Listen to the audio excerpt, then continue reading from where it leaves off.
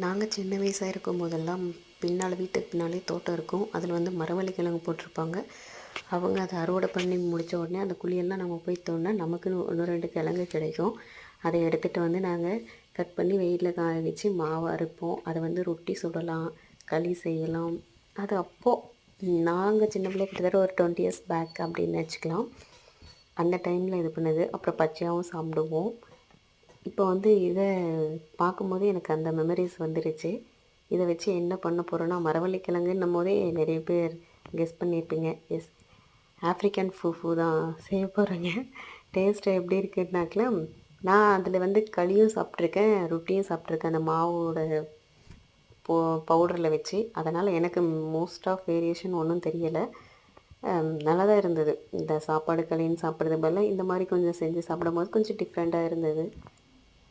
Chicken குழம்பு தான் இதுக்கு நல்லா எடுப்பாக இருக்குன்னு சொன்னாங்க. யூடியூப்பில் நிறைய பேர் ஆப்ரிக்கன் ஃபுஃபுன்னு சொன்னதுனால ட்ரை பண்ணிட்டோம். ஆக்சுவலாக ஒரு 5 மினிட்ஸ்லேயே இது வந்து நல்லா ரெடி ஆகிடுச்சு. மரவள்ளி கிழங்கு எடுத்து தோல் உரித்து அதை நம்ம மிக்சியில் போட்டு நல்லா அடிச்சிடணும். அதுலேயும் நான் அடிக்கும் போது 1-2 உயிரோடு தப்பிச்சு அதுக்குள்ளே விழுந்துருச்சு. அப்புறம் அதை செப்பரேட்டாக எடுத்தேன். 10 மினிட்ஸ் கூட ஆகலை. இது வந்து ரெடி ஆகிடுச்சு நமக்கு. பாருங்கள், நல்லா அது நம்ம கைவிடாமல் கிண்டிகிட்டே இருக்கணும், அடி பிடிக்காமல் இருக்கணும்.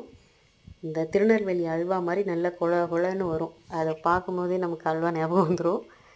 அந்த மாதிரி வந்துருச்சுன்னா தண்ணி தொட்டு நம்ம தொட்டு பார்க்கும்போது நம்ம கையில் ஒட்டக்கூடாது. அது வந்து கரெக்டான பதம் அப்படின்னு வந்து சொல்லலாம். உங்களுக்கு இந்த மாதிரி மரவள்ளி கிழங்கை வச்சு சின்ன வயசில் சாப்பிட்ட ஞாபகம் ஏதாவது இருந்துச்சுன்னா கமெண்டில் சொல்லுங்கள். வீடியோ பிடிச்சிருந்தா லைக் பண்ணுங்கள், ஷேர் பண்ணுங்கள், சப்ஸ்கிரைப் பண்ணுங்கள். தேங்க்யூ.